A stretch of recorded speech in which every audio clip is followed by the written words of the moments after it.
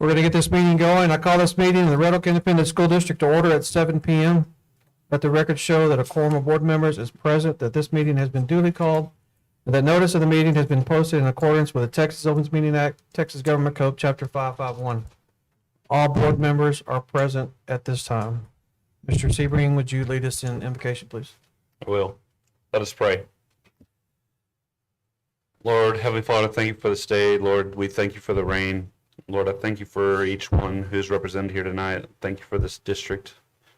I thank you for the staff.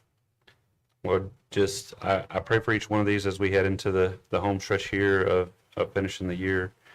I pray that you give us provision and safety. Lord, we pray for the folks that going through this horrible tragedy in Nashville. Lord, be with each one of those and those affected. Pray for the safety of our schools across the country and not just here in Red Oak, Lord. Help us to be about our business tonight. Help me to be kind. And help us to do what's best for this community. In your name I pray. Amen. Ms. Story, would you help us with the pledge leader, please? We're so used to it. Look, we're all like, what? The track.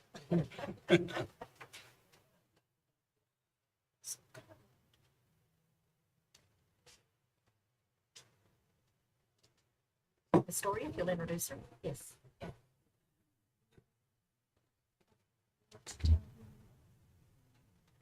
All right, our March pledge leader is Lily Jackson. She's 14 years old. Her parent is Heather Jackson, and she has 2 brothers.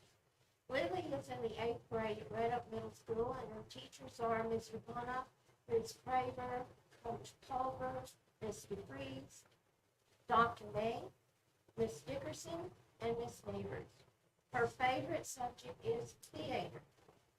Lily enjoys volleyball, reading, and baking. Her favorite book is All the Bright Places. Her favorite pet is her dog, Minnie. When Lily grows up, she wants to be a criminal psychologist. The person she most admires is her mom. She has worked very hard for everything we have and is a great role model for me. Something she likes about herself is the color of her eyes. Lily was chosen as pledge leader because she leads by example and influence. She is not the loudest in the room, but her ability to encourage and influence others has been felt in a big way at Red Oak Middle School this year. She is our student council president and has led the charge in getting more students involved in student council and student activities.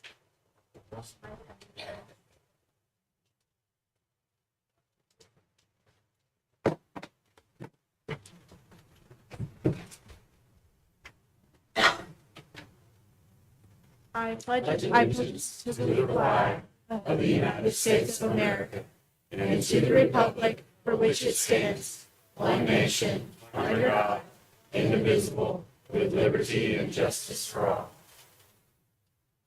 Honor the Texas flag. Pledge allegiance to thee, Texas, one state, under God, one and indivisible. Great job. Thank you. That's all. You didn't do all. We make fun of you every week.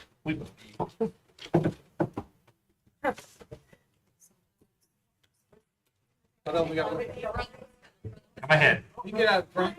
You can Come in front. Come on, brother. Okay, Penny, I knew you were sure. Awesome. But Okay.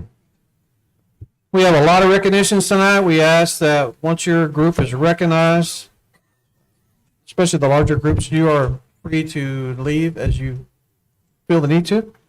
But if you can stick around till everybody's recognized, that would be awesome. I know it's kind of hard because we're a packed room right now. But we're going to start off with the You do the Maroon Star? Yes, is Jesse Castillo or his parents in the room yet? If not, we will wait. I know there's a lot of people trying to get in. Okay, we'll push that back and go ahead and go to the Red Oak Middle School Choir and Red Oak High School Choir.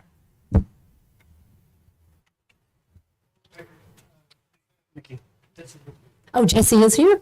Jesse, come on up. And also, Mr. Gatewood, principal. And Mr. Mark Stanfield, mayor.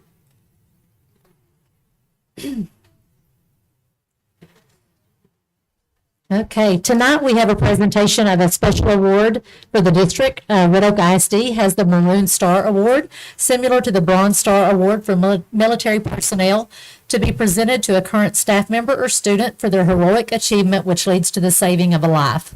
On February 24th, 2023, a patron at a local restaurant began to choke. Employee and senior at Red Oak High School, Jesse Castillo, stepped in and performed the Heimlich maneuver, dislodging the blockage and saving the patron's life.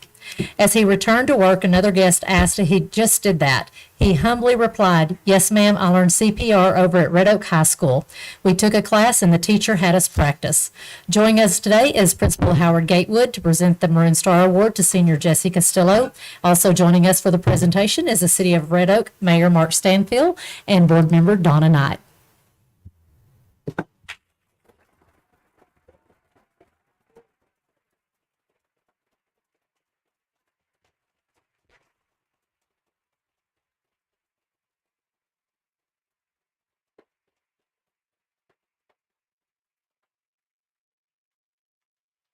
So, yep, I know. In award of recognition, the Life-Saving Award, presented to Jesse Castillo in recognition of your quick thinking and courageous life-saving action in helping a choking individual at a restaurant in Red Oak, Texas on February 24th, 2023. Your heroic efforts gave someone another chance in life. Yes. Congratulations, sir.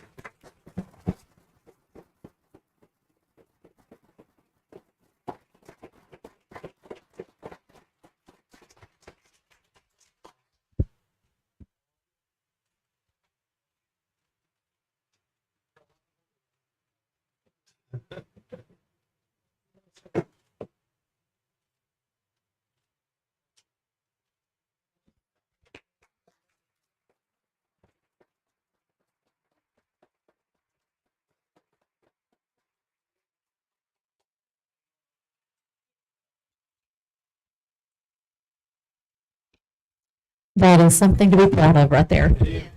Something to be proud of.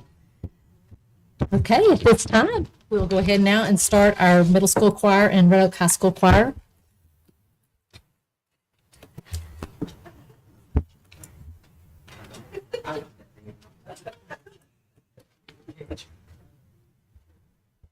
Okay. March is National Music in Our Schools Month, and so we want to take this opportunity tonight to congratulate and to recognize all of the individual achievements of our talented students in our middle and high school band and choir programs. Tonight we will recognize all of our students who competed in the audition process and were selected for one of our Team EA Region 20 all-region ensembles. Region 20 stretches from as far south as Waxahachie all of the way up north to Richardson and Irving. And these students who are selected for these honor groups are chosen through a rigorous blind audition process where only the very top students in each area are selected. Being selected for and performing with one of these all-region ensembles is a high honor and a great accomplishment for our students and the members of our fine arts educational team. As we introduce our various groups, we will ask that you please hold your applause until the very end, until we've had a chance to introduce all of our students from each group. First up is our Red Oak Middle School all-region choir students. Our directors are Mrs. Emily Cooley and Mrs. Jenna Bowling, and Mrs. Bowling will introduce our students.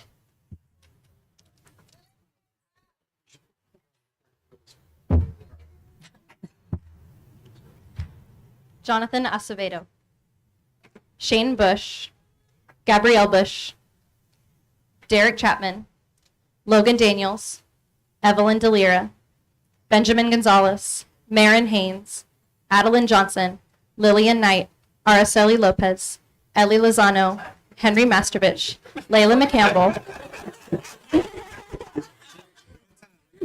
Jocelyn Molina, Jalen Molina,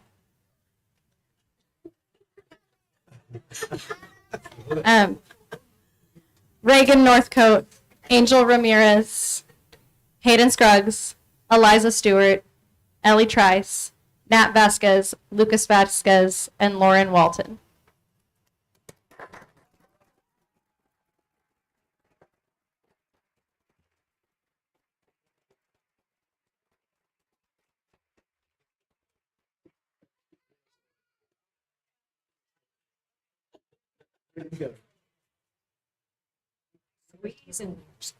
That's right.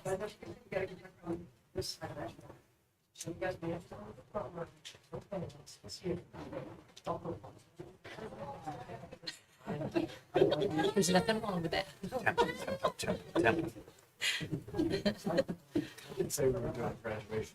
Right?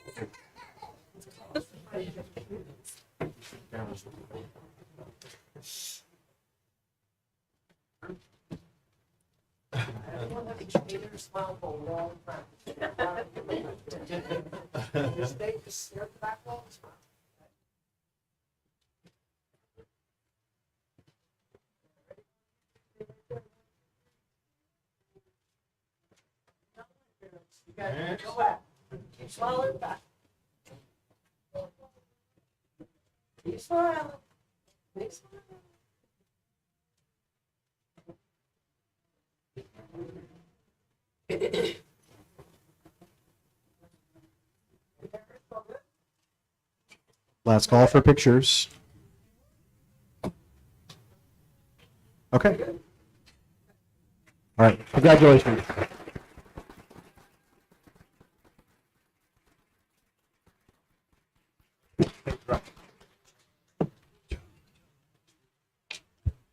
Great job. Wonderful watching these hawks grow up.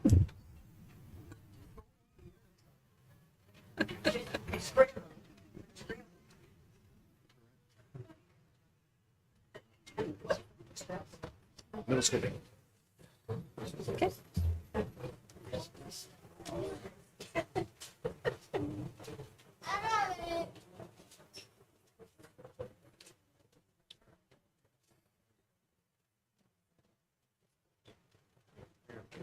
Some seats clearing out if some of you want to take those. It's a seat.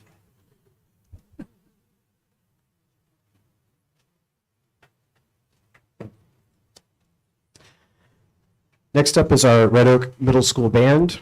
All region students, our band directors at Red Oak Middle School are Mrs. Victoria Mays, Mr. Christopher Eaton, and Mrs. Megan Zarisky. Mrs. Zarisky is here to introduce our all region band students from Red Oak Middle School.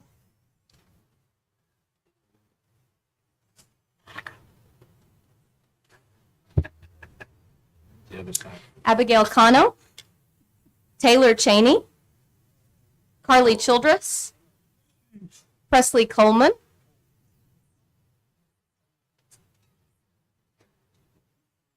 Good Dylan job. Cook, Gabe Corpany, Ava Dahlfree, Jake Dickey, Ayana Edwards, Kendall Edwards, Justine Ernest, Johnny Fitzgerald, Eugenia Garcia,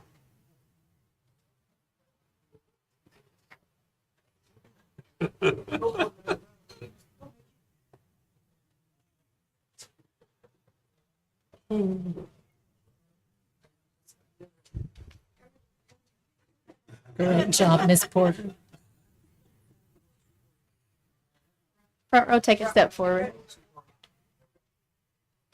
Gavin George, Monica Guzman, Louis Hoffey, Isabella Lee, Amanda Lee, Abigail Marquard, Benjamin Marquez, Brittany Martinez, AJ Pandy, Jaden Reeves, Pixie Reyna, Caden Roberts, Samuel Robles, Vivian Ripple.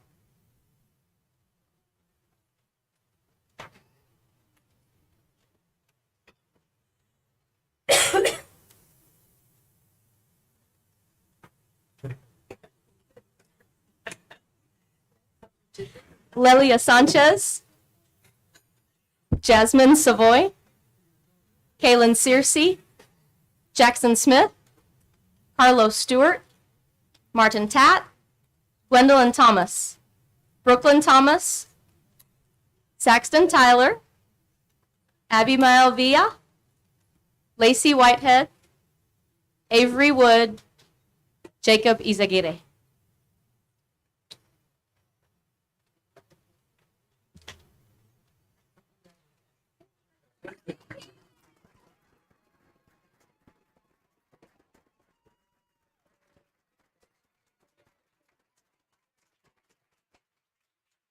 Can we do 3 sections?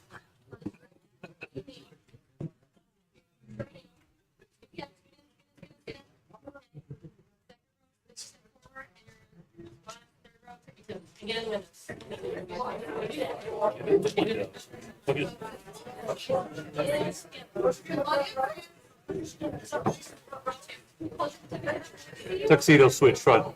Switch, go to the front, tuxedo.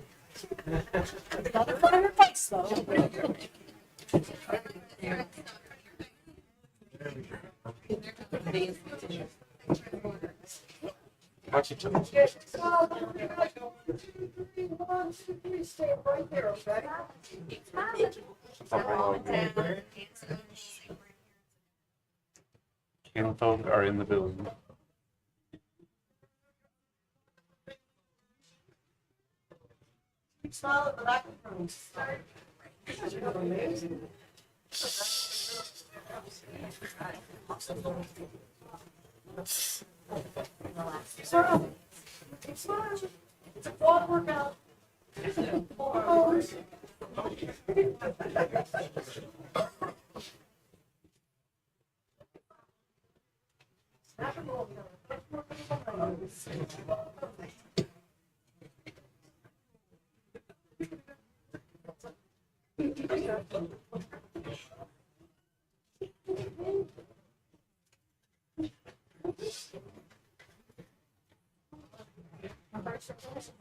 All right, congratulations to our Red Oak Middle School band, all region students.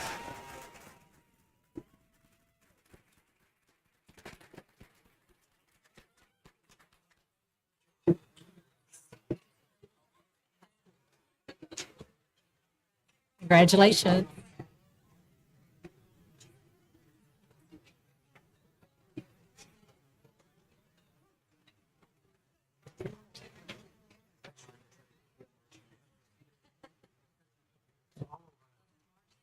Oh, You can go do homework. I don't think that's what she wanted to hear. No.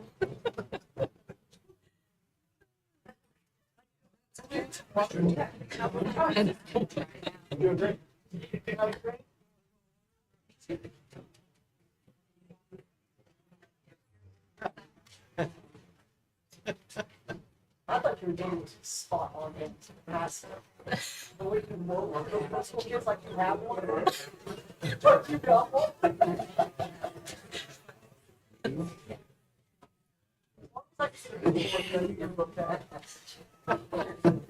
Oh, what's what? Where'd she go? Where'd she go? Where'd she go?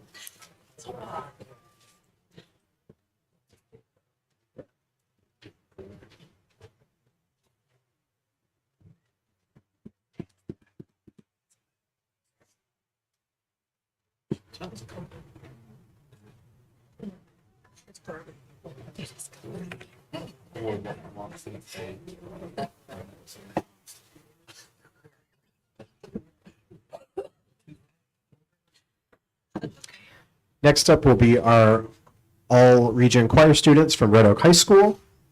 At the high school level, there are several advancing steps that students can achieve if they place high enough in their audition.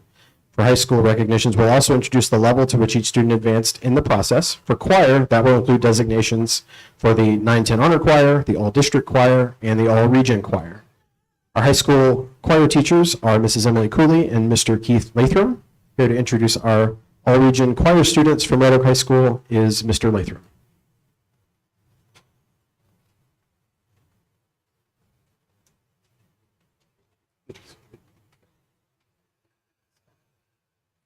Good evening. Our first recipient is Anna Marie Alcorn, Connor Bergman, Dalton Fellows, Caden Gresham, Zoe Harvey Dotson, Andrea Leal, Michael Morales, Nia Muhammad, Ari Petty, Kate Post, Caitlin Stanford, Nathan Westbrook, Michael Yeldell, and Ebony Zachary.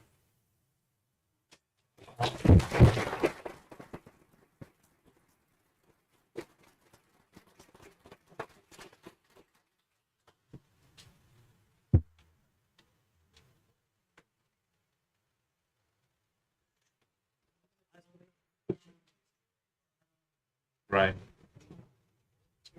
We do stands. Right, exactly. Berg, show what's up.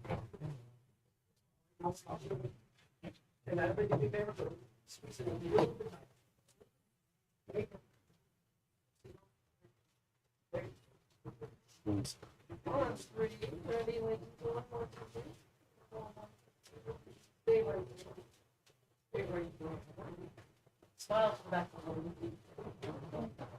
All right, Zoe.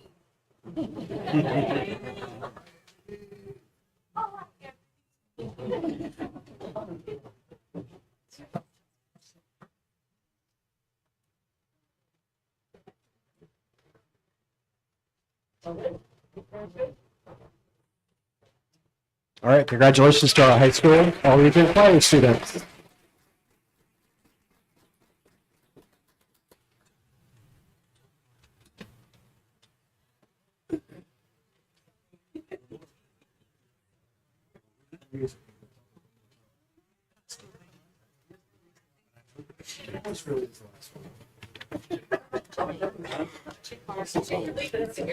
Correct. You want me to switch? Yes, you're doing it. No.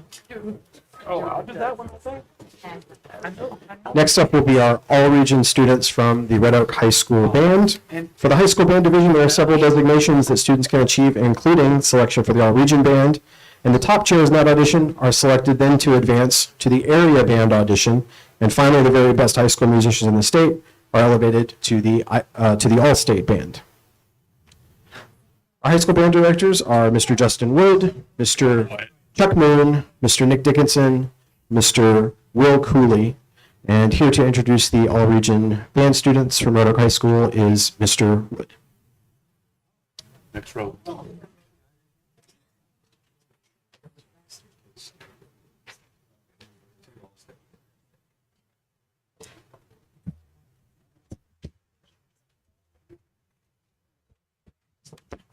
Good evening, everybody. All right, our first person we have here today is Logan Belschner, Abigail Bergman, Connor Bergman, Aiden Blair, Yesenia Burciaga. Oh, I need to slow down. Valeria Cardenas, Noah Childress, Samaje Cox,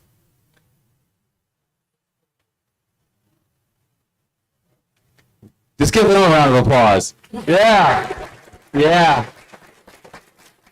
Then we have Isla Dozier, then Don Denichi, and then way back over here. Then we have Wyatt Fogel. Front row, go forward 2 steps. 8 to 5, there we go. And then we have Abel Galindo, Matthew Garcia, Jennifer Hedke, Jacob Kelso, Andrea Lau, George Mastrovich, Adam Morales, and then Haley Munoz. Round of applause for them. Yeah. Then our third and final row, we have Austin Oliver, Kimberly Rodriguez, Grayson Shaw, Lily Thompson, Gabby Torres, Jose Vasquez, Sammy Womack, Evan Zachary, and Andrew Zarnt.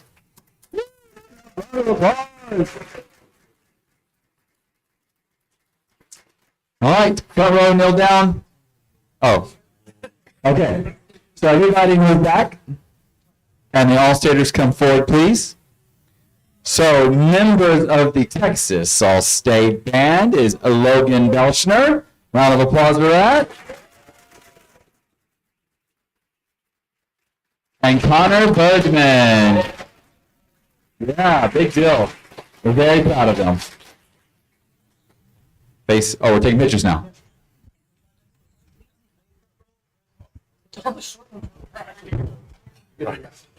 Why, it's like I'm pretty tall. You're too tall, bro. Second row looks shorter. Jordan. On your toes back, Rob.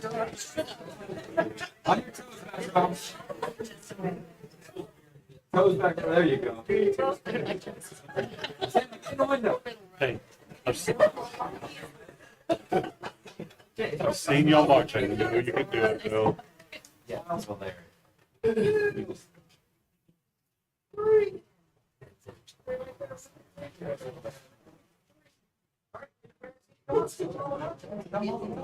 They're still taking pictures, guys. I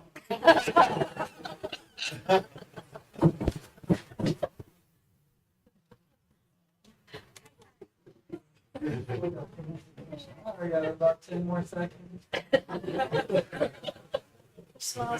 We're in the fives. Say thank you. Right here, go. Thank you. Thank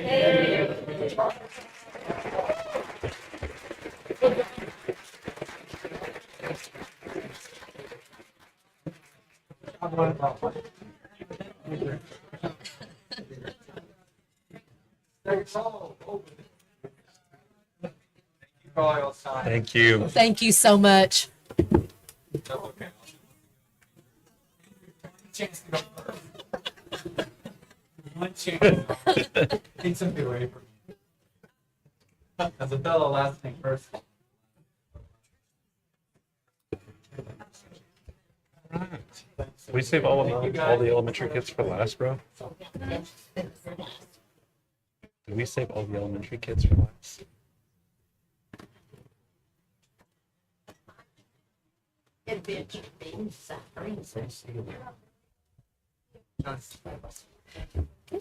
Mr. Knight and Mr. Brady.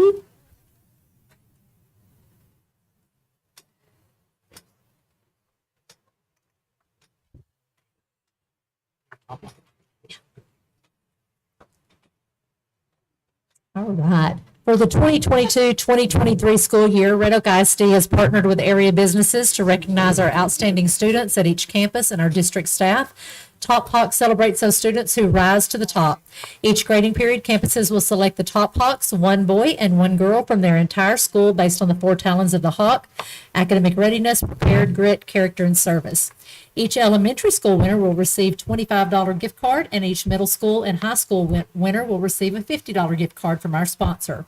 Thank you to our sponsors for this grading period: Linebarger, Goggin, Blair, Sampson, LLC, and Mr. Charles Brady is here to represent them tonight as well. And then we have School Board Member Johnny Knight, who is also going to be assisting us. So we're going to start with our Eastridge Elementary kindergarten boy, Dominic Louch.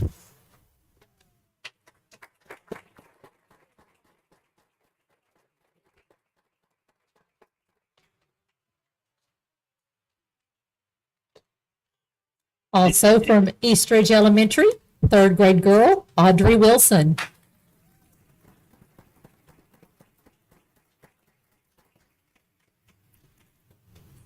Moving to Red Oak Elementary, 4th grade boy, Micah Spells.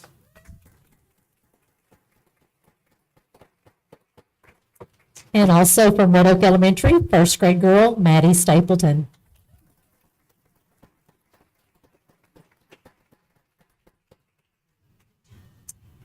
From Shields Elementary, kindergartner, Elazar Carazales. Did I say that right? Elazar Carazales. Sorry about that. And kindergartner, Alejandra Tarango.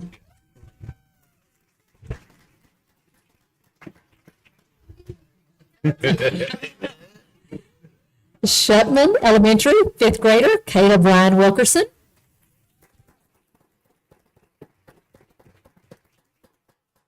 And second grader, Aileen Aguilar Hernandez.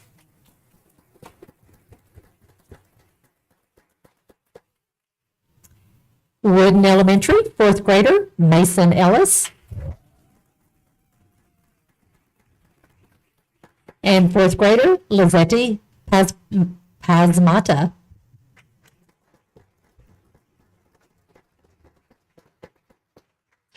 And this is our elementary top hawks.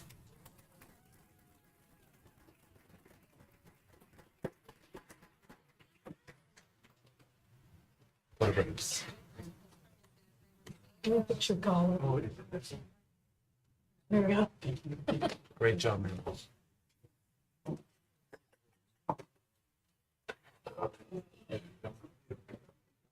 Pictures too.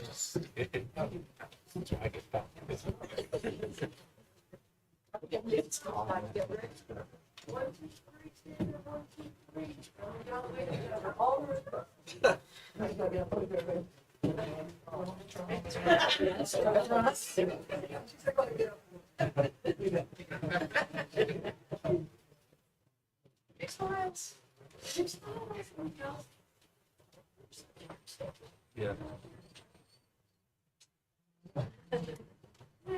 Next smile.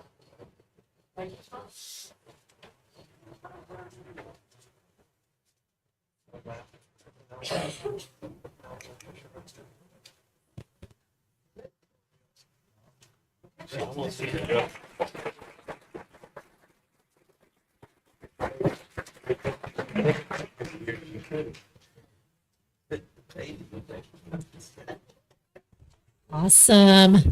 Our littlest hawks, so proud of them. And we're going to move now into our middle school. Sixth grader, Colin Ferguson. And seventh grader, Natalie Mendez. He's right behind you.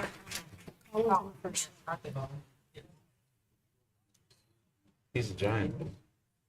And if you two will stay put, we're going to move into our high school as well, bring them up with you.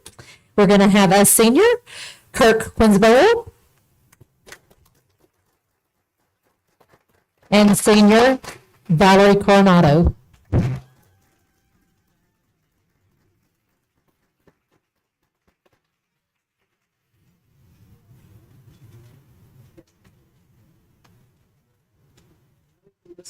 And Kirk talking. He plays basketball. Yes. Mr. Gately.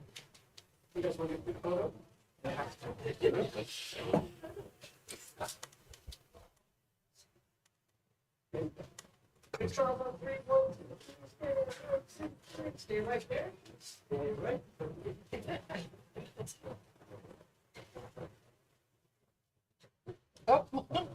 She almost got knocked out. I know. Chrissy texted me that. She goes, please. She said, what's your calling?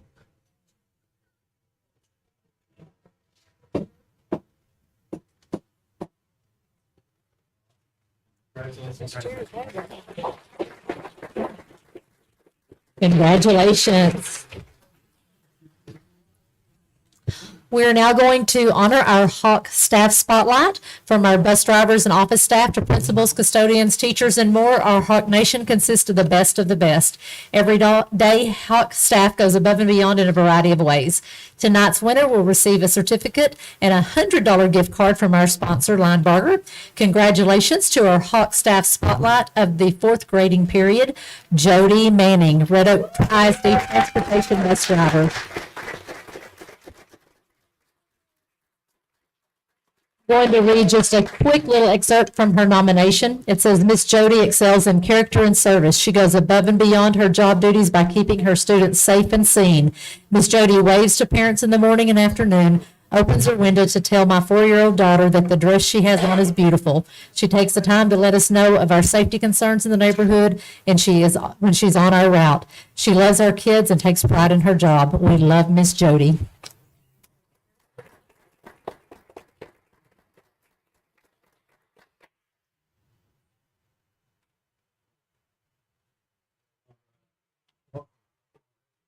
Congratulations. Thank you.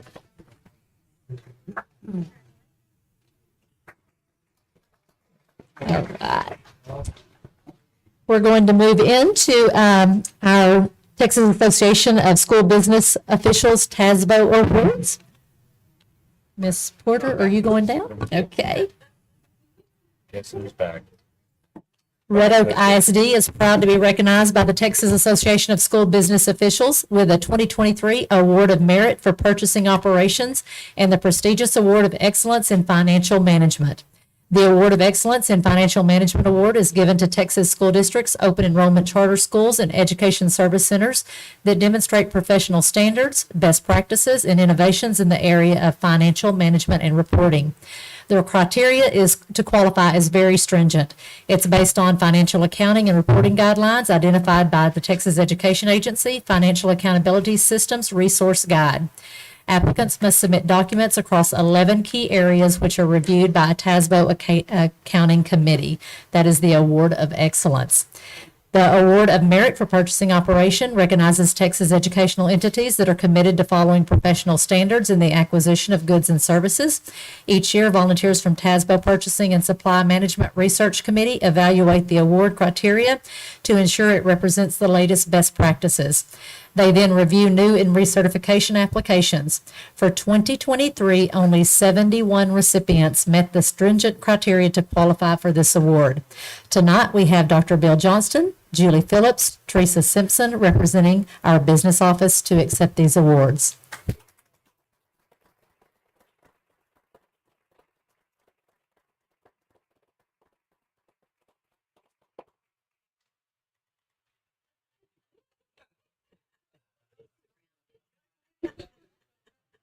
Saying y'all do all the work. Y'all do.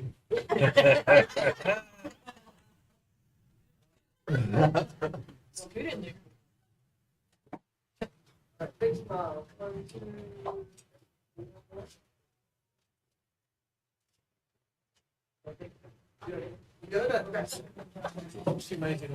Great job, y'all.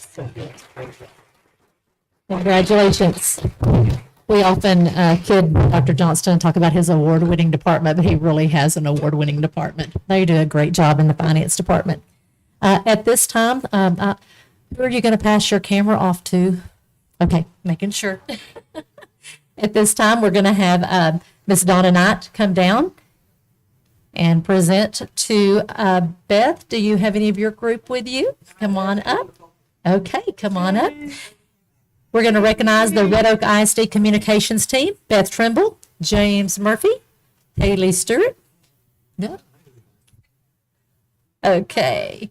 They recently won 7 Gold Star Awards, with 2 earning Best of Category in the state and 7 Silver Star Awards from the Texas School Public Relations Association, called TSPRA. Red Oak ISD entries were judged upon school districts with an enrollment of up to 15,000 students. All entries receiving a Gold Star are then judged against each other for Best in Category. Approximately 1,500 entries were submitted this year by districts across the state. Think about that. There were 1,500 entries.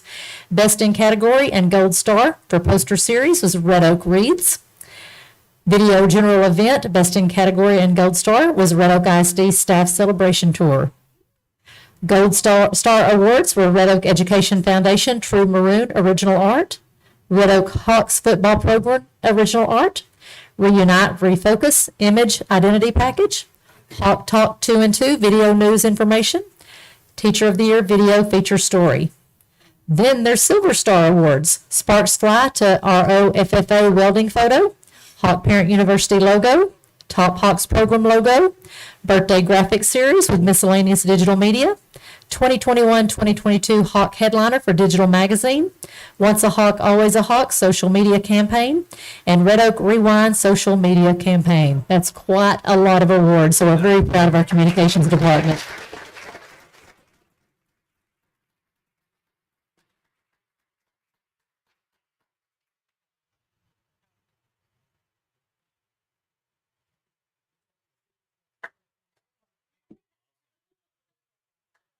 Thank y'all. Congratulations, Mary you're hired.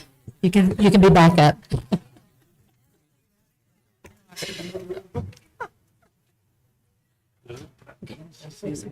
Okay, next we're going to move into our superintendent's report. Okay, we're going to start with Ms. Melissa Schulak, Executive Director of Curriculum Instruction, that's going to give an accountability update.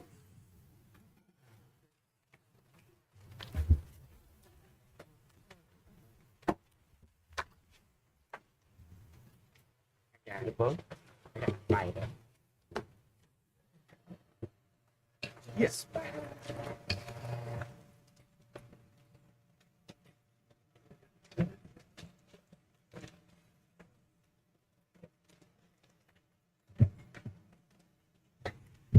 Good evening, and thank you for the opportunity to share a little bit about the new accountability system with you this evening. Ms. Sanford has asked me to kind of break it up into smaller chunks so that we don't spend a long time on it each time. So we'll start this evening with kind of a general overview. There are two types of changes to the accountability system this year. Some involve the calculation process and some involve the scaling, or what measure we're measuring against. Because of the changes to the accountability system, our scores coming back will be delayed this year. We'll get our student scores back early to mid-August, and our district and campus ratings, the A through F system, won't be in until mid-September. So those numbers that we're used to seeing over the summer are going to be delayed because of the accountability system changes. Tonight, we're going to focus on one of the calculation changes, and that is the district proportional domain ratings. In the past, the system that we've been in for the last several years, the district rating, the district grade very much mirrored the high school because there were some pieces that just fit in those two groups, CCMR being one of those. So there was a direct correlation between those two. The district rating will no longer mirror the high school rating so closely. It will be a proportional domain rating from all the campuses contributing proportionally. And we'll look at some charts that show that. So just to kind of tell you where these numbers came from, and I was at actually an accountability training today, and the numbers that the template produced are exactly the ones I had in the presentation. So I feel pretty good about the methodology behind these. So just to be clear, we don't have our 2023 numbers yet. So I took the 22 numbers and put them into the 23 processes, just kind of a what if. TEA is going to give us a what if in about a month and a half. This is just kind of a little before that to show us if our numbers stayed the same as we got this year, what it would look like rating-wise, like the numbers from 22 and the 23 methodology. Okay, so just a refresher real quick, in the student achievement area, which is how our students did on STAR and EOC tests, the district earned a B. It was an 87 out of 100, and then the breakdown of how they got to that 87 out of 100 was over there on the side. So this chart shows again, the 2022 numbers with the 2023 methodology. So you'll notice that each campus has a count of how many students, and again, these are 22 numbers, not 23 numbers, but how many students contribute in that 3 through 12 enrollment bracket. Then we calculated what percentage of the district's 3 through 12 enrollment is at each of those campuses to figure out what percentage they're contributing to this calculation. We took their score. For example, the first elementary line, their score was an 80 in the student achievement area. They're contributing 4.7% to it, so they're contributing 3.8 points from the B that they got there. If you move on down, each campus calculates that same way, and then we add up the total points contributed. In the new system, that would come out to a 79.8, which we believe would round up to an 80. Okay. The score we got here in this area in 2022 was an 87. So just each campus contributing proportionally does have an effect on that bottom line.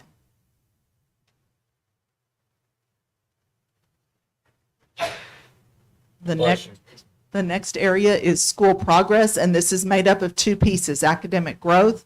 Are the students progressing a year for a year of instruction?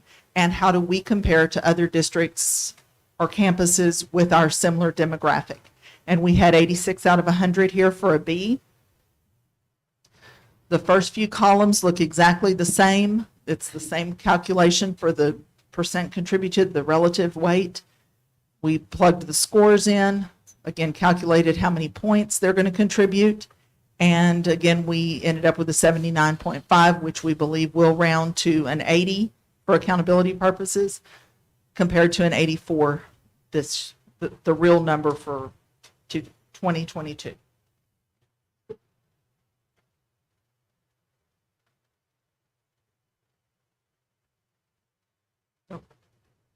And the other piece of this category is the relative performance, how we compare to other campuses and districts most like us. We did the same calculation and ended up with a 76.6, which we believe would round to a 77 if they're rounding. We don't know how many decimal places they're going to take it out to, so I just left that decimal there just to kind of give us a feel that those so far would round up. We do know that in the new methodology, we will get what they're calling bonus points for our 45-45 students, House Bill 4545 accelerated instruction students who progress to a passing category. So if they did not pass, they're getting 45-45 instruction.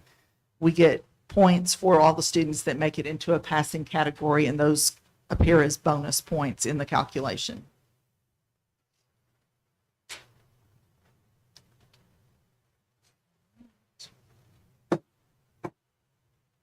So moving along, the last category is the closing the gaps. We were at 78 of 100 here, and this is how our student groups, the success of our individual student groups compared to other student groups.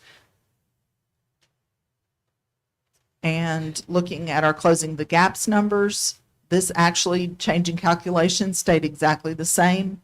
It was a 78 in 22, and based on this projection with the same numbers, it would be a 78. Again, we don't know what our 2023 numbers are. We won't know those for a while yet, but this is just to show you how the methodology change does have an effect on the bottom line. So our overall district rating for the school year that we're in right now, that we last year into this year, was an 84 out of 100. And you can see our history there beside it. So to talk through what that would look like in the new system. So right here, these two categories, we're still in a strengths-based system, so we will take the best of these two, which is the 79.5, rounded to an 80, we believe. And then once we get that number moving down to right here, then we take the best of these two. So it's best here and then best out of this line. So we're moving the 79.8 forward. That becomes 70% of our score as a district. The 78 from closing the gaps makes up 30%, and you can see the points that come out of each of those for a 79.3 overall.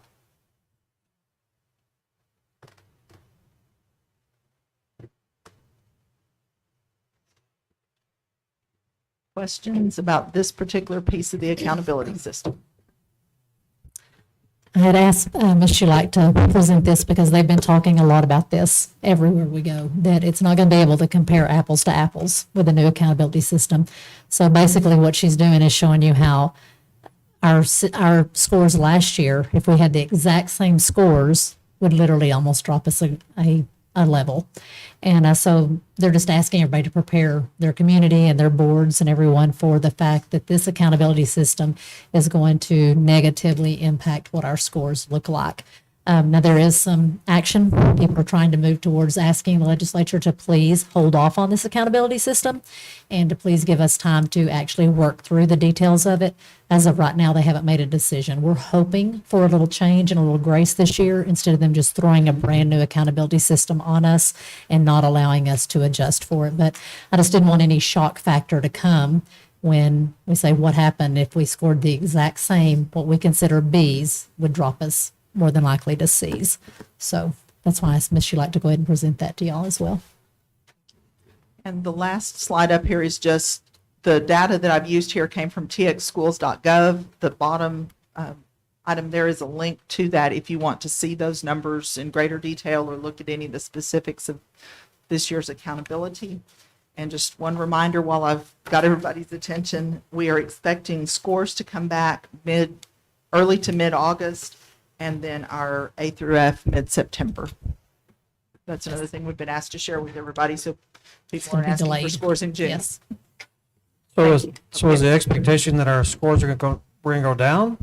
The expectation is if you have what you have this year, that yes, you would go down. If we do not, with the system that they're giving us, it's a more stringent system. So if we score just as well as we did this year, instead of having that 84, there's a possibility we could be a C.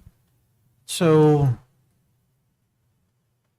at what point, I mean, I understand they're changing the methodology of how they're calculating the scores. I get that. But at some point, it's got to be less about the methodology and more about what we're doing on our scores in our classrooms, right? So it shouldn't matter what the methodology is. If our scores are where they're supposed to be, they can throw whatever they want to calculate it. We should have good scores.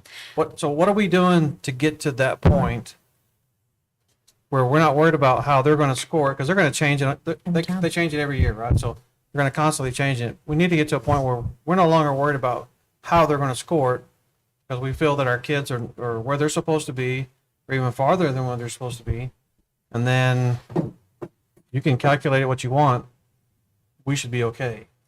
I'll let Ms. Shulight talk about some of the things that they're doing, but one of the factors too that really impacts us is they're doing like a weighted system. So like say the middle school is our largest campus, high school and middle school, then they will get more of a percentage. And historically, your larger, same way with our elementaries, the largest elementary will have a bigger weight than those that have smaller numbers. And so the hard part is normally the larger campuses are not the best scoring campuses. So I'll let you talk about some of the things we're implementing in the curriculum department. So to start with, we are consistently and regularly looking at data. Our principals regularly look at their data. We have systems in place to raise red flags for us immediately when a student starts struggling so that we can be timely in that intervention. All of our campuses do tutoring. All of our campuses have teachers that plan together and look at those student scores and plan according to where the student gaps are. We have nothing for you to jump in. And also we use some of our ESSER funds to do instructional coaches as well. Yes, our instructional coaches are a big part of that because our instructional coaches can work with our teachers to plan the most effective lessons for our students and be just another set of eyes on that data and another set of hands in planning and preparing students.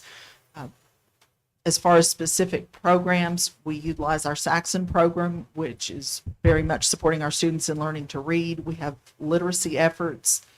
We had a literacy professional development day right when we came back from Christmas across all the campuses. We continue to work with math.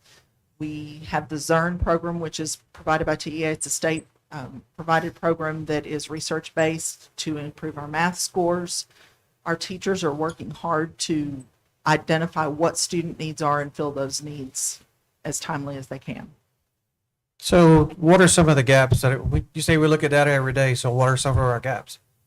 Where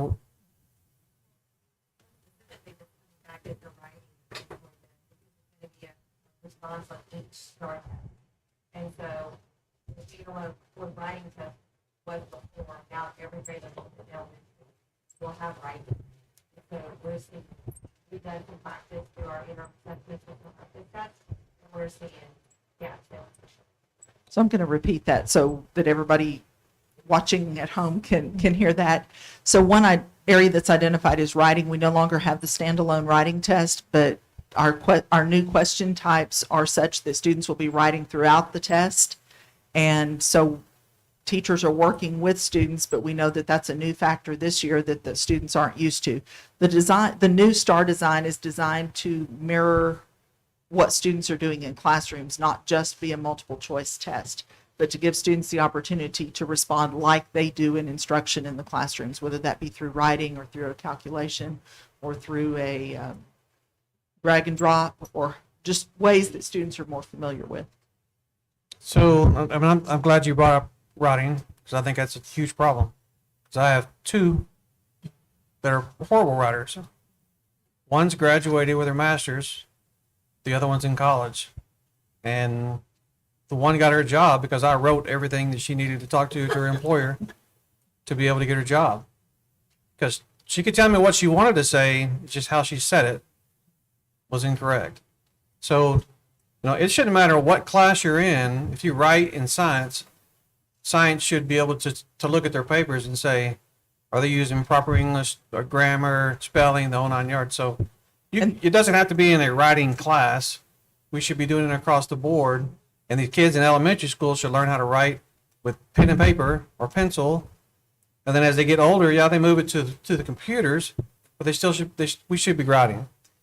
And I have a hard time, to be honest with you, that we're at this point where we talk about writing every year, writing. And I don't hear what we're doing about to fix the problems is my concern. So again, the training that we did in January was cross-curricular writing. It was writing in all classes and strategies, not just for a writing teacher, but that all the teachers can use in their classes to encourage students to write in their classes and help them write more effectively in their classes. And when we look at data, if you have, and I'm going to use, sorry, Johnny, but little Johnny, who's been in Red Oak since kindergarten, every year little Johnny has gone from grade to grade, test to test. His gaps or his where he's having a problems, they should be pretty much highlighted across the board. So by the time he's in middle school, we should know where little Johnny needs help. And Right. we do in a lot of cases. But we should do that on every case. That's why we went to the online system so everybody can look at data. So, and I'm not saying that people aren't looking at data. I'm not. Don't get me wrong. Principals and staff, I think everybody's working hard, but there's one way working hard, but you got to be working smart too, right? Absolutely. We're limited on time. The kids are limited on time. So if we're making them do things that the staff do things that's not time, or putting their good time to use and the kids' good time to use, then we need to change our direction. We have to have solid systems that support success for all our students, and that means that it's not, let's go here and let's chase that, but we have strong systems that give a coherent, consistent message for our students as they go through our system. Well, every district's under the same accountability rating, right? Yes, that's Same multiplier, same calculations. There are districts that are excelling, and there are. we've stayed in the same spot every year. Now you're showing that we're going to probably go down. We don't know what our scores are going to be. Going by what you showed. You showed me we're going down, we're going down. That's with this year's numbers. Our numbers our actual scores have consistently gone up since COVID and even before COVID. We've been on an upward trajectory. So with higher scores put into the new calculation system, we have the potential to stay the same or get better. If we're not sure about data, then I wouldn't show it in the board meetings if we're not sure what we're going to have, because data doesn't lie. And if you're showing data that we're going to drop, then that's what we see. We're going to drop again. Ms. Jackson, I think you were wanting to say something. I know that you had some writing going on when I was out there. I don't know if that's what you want to talk about, but if you'll come up here where they can hear you. Okay. And we are implementing writing across the board for all subjects. But when you are already. Okay. I just saw you waving, so I thought you had I something. you think wanted to that one share. of the things that we really need to look at, if you look at how the scores are coming across, and not to pick on the middle school, but whenever you run in two middle schools out of one middle school, when kids are sitting on top of each other and everything else to be able to execute, those scores, when students are right size spaces and right populated spaces, it makes a huge difference in their learning ability and their execution of what the tests that they're taking. And that's just fact. Yes. It's out there. I mean, I'm not trying to have apologetics, but when we have the right spaces, those numbers will go change. Go look at the scores that come back, and let's measure them against like size schools for that specific weighted measurement. Well, I thought they matched us with like size schools. As close as they can. It's not the size, it's more the demographics. I would like They to like see the another middle demographics. school that has 1,600 Well, I get what you're or saying, 1,529. but the reality, this is what we have, Yeah. right? I know we have to overcome it, but it's important to note. Duly noted. And data is, I mean, we all know that data should drive instruction. So agreed with us making sure that the data is used to the best of our ability. And I believe that most of the campuses have data rooms and places where they keep that data. So we may do something on that a little later to present to the board as well. Okay, anything else before we move to the next? Okay, glasses on, sorry. Becky Waller, our curriculum coordinator, is going to talk about early literacy, an update on early literacy.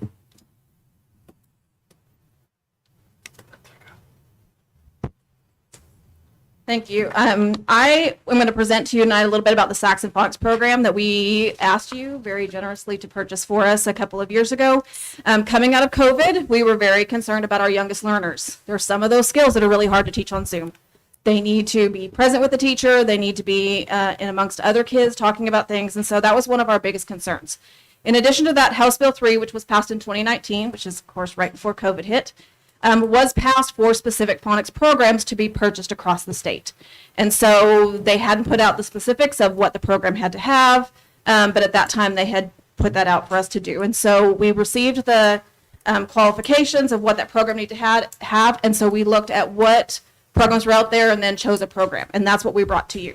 So this is what the state's current research is showing as far as what we need to include in literacy instruction. And so, you know, the pendulum has swung over time. And so you saw, you know, where you're saying we've got kids that don't know how to spell and they don't know some of those things. Well, it was kind of more whole language. That bottom section is what we're talking about, is the word recognition, the phonological awareness, the decoding and spelling and sight recognition. That's what Saxon Phonics hits for us and hits very well for us. And so that's what this portion of the presentation is going to address, not the top portion. So Saxon Phonics, what you'll see on these slides, the top bullet shows you what the state required of the program, and the bottom bullet is how Saxon meets that qualification. So they said we needed to provide a concise, direct, explicit, and systematic phonics instruction and cumulative review.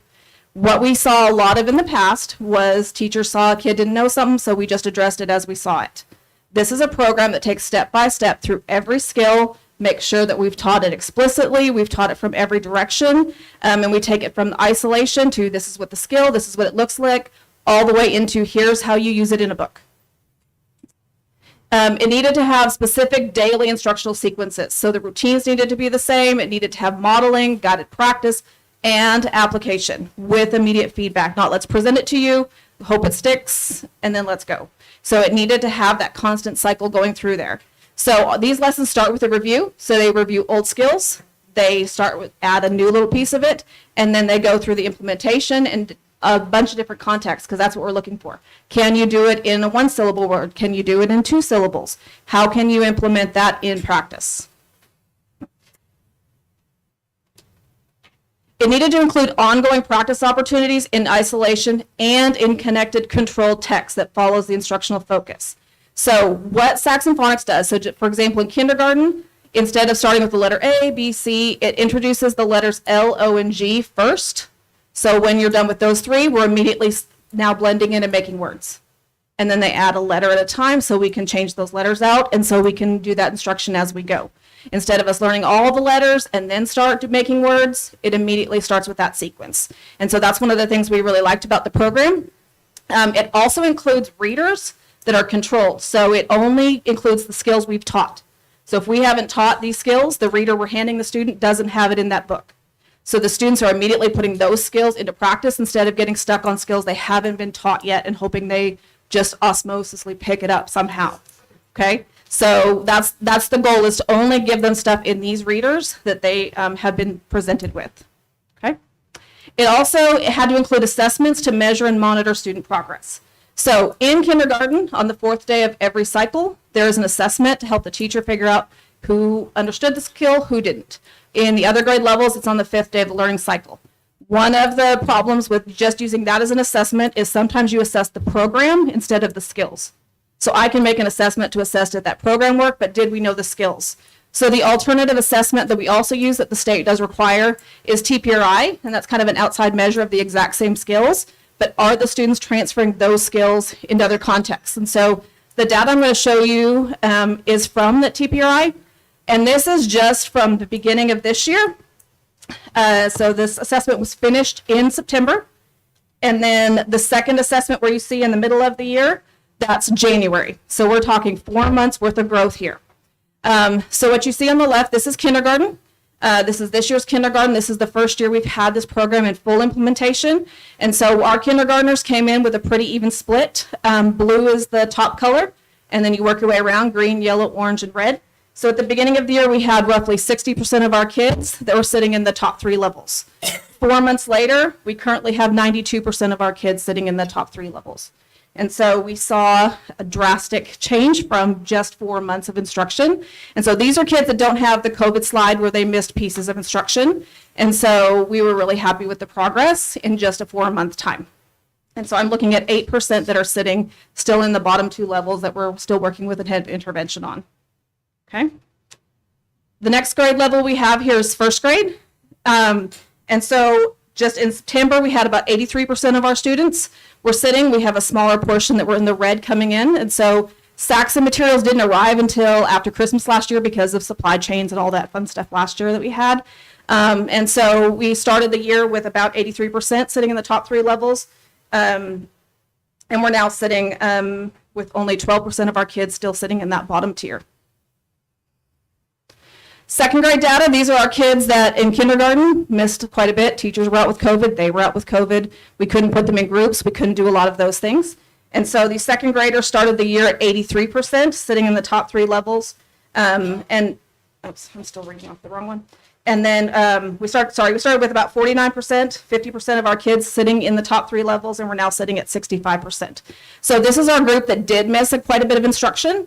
And so we've purchased additional Saxon kits of the lower grade levels of some of the pieces they might have missed. So if they need intervention, we're using the same methodology to help them catch up on that for the pieces that they may have missed. What we like is that we see in kindergarten, if we're starting with the instruction when they walk in day 1, they're progressing very quickly and we're not having those gaps. It's very systematic and it runs through it. It continually reviews it. So if you have a skill that you still need to work on, it continually brings it back in small pieces. Okay. The other piece that it asked for is that to provide specific guidance after monitoring the progress to support students either to mastery or to accelerate. What we found in some other programs we had used, we had sections of kids that were progressing and sections of kids that it wasn't really helping them. What we're seeing with Saxon is it's helping all of them because it has extension for the kids who already are familiar with the skill, and then it gives remediation. And so we're able to hit all the students' needs. We don't have kids just sitting and not being accelerated. We have everybody accelerating because our rates are going up for everybody. So here's some things about how we implemented the program to make sure that we were doing this with fidelity. So we teach the program in order. We don't jump around because of the nature of the review process, how they're presented in order. We don't jump around in the program. So the teachers start on lesson 1 through lesson 140, and they teach them in order. We have a district pacing guide to make sure we don't just, teachers can always hang out on lessons and keep doing them, but it's designed to be cyclical. So we have a pacing guide that says you need to do these many lessons so that we get through the 140 because there are quite a few in there. We did purchase additional kits. So third grade teachers have a second grade kit so that they can use that for review. Second grade has a first grade kit so that we're not teaching different methodologies and the kids are getting caught up in methodology instead of skill learning. And then it's expected to be the priority. So in kinder, first and second grade, if you have a half a day early release and you have to shorten your reading block for today, Saxon is what you put in that block. And so that's the lesson that doesn't get missed. The other stuff we'll catch up on, but for kinder, first and second grade, Saxon is expected to be the component that gets taught for that day. Okay. Any questions? So how, go ahead. I'm sorry. How did we choose Saxon? Where was the directive to choose Saxon? We looked through a lot of different programs. We had used different programs. We looked at the qualities that the state was asking us to do. This one we felt met the qualities the best and had the most aggressive approach to all different facets of it. A lot of them we found kind of taught it in isolation really well, but didn't do the implementation part. Some of them we felt like they weren't as explicit and it was more of a discovery, and we didn't want that either. We wanted the explicit nature of the instruction to happen. If you have a teacher who's not quite familiar with all the skills, the way the lesson is written is built in staff development for the teacher as well. Our kids can code words, they can segment them, they can divide up the syllables, and you can walk into a kindergarten class and have them tell you why this one has a silent E and that one doesn't. And that's really the key, is I know this because, and our kids can verbalize that as a result of the program. Unprompted, I routinely get comments from the principals. And I was sitting down with Mary Lee talking about a student who came in 94 out of 94 last year and is now sitting in that green category after 6 months of instruction. And so we're seeing huge gains in specific kids and with groups of kids that we may not have seen in the past. This is on every campus? Yes, sir. Every elementary campus. Every. So rumor out there is that we don't teach phonics, that we teach sight words, but we do teach phonics. We do teach phonics. Now, the definition of sight word gets used for is used incorrectly a lot. So a sight word is anything you recognize. Like, I don't have to sound out every single word because then I will be here forever. So once I can say it without having to sound it out, it's automatically a sight word. Now, we do have words that you cannot sound out, and those are the words, and they're embedded into Saxon. They'll show you these are the words that cannot be sounded out, and they're taught as what you would say is a sight word, but as a high frequency word that we just need to memorize. It is an aggressive sound-based program. It can take up to an hour a day, and it's hitting a lot of components, so we're okay with that. Yes. Yes. How does this tie into, how does this tie into kids that are being pulled out for specials, like your dyslexic learners? Like, how does this? Nope. So my principals really like this program, as you can tell. So we have it in different areas, and I will tell you the kids that we're looking at it was hard to tell coming out of COVID what was exposure versus what might be dyslexia or something else. Saxon Phonics has definitely helped those kids. It's more in line with what the kids are doing in dyslexia, and so it's kind of double dipping for them. We've got different ways to teach it, so it kind of depends on where the issue is. So it might be during small group time when we're doing guided reading. There might be a group of kids that they need so many days of guided reading, and then they get some extra days of Saxon Phonics. And so depending on the kids and those needs, the principals are sitting down in RTI meetings or whatever type of meeting they're having regarding what's the best way to help the student. They've got different ways that they can use it. Okay. So like if you had a dyslexic reader who's already doing the Take Flight program. Sure. And if there's still gaps, can they then go back? Because they do a lot of coding, because I don't understand it. So,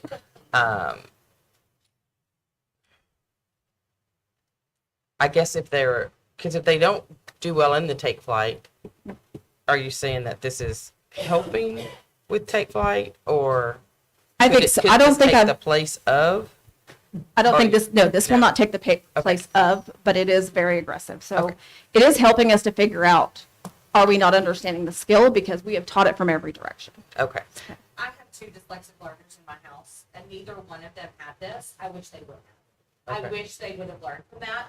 Saxon is designed for K2, and that's where we're doing it the most true. When you hit Take Flight is designed for students 2nd grade and up that we have identified with the disability. Right. And so it is working on retraining their brain, whereas Saxon is working on completely laying a beautiful foundation for them, so that if it's not sticking, then something's wrong.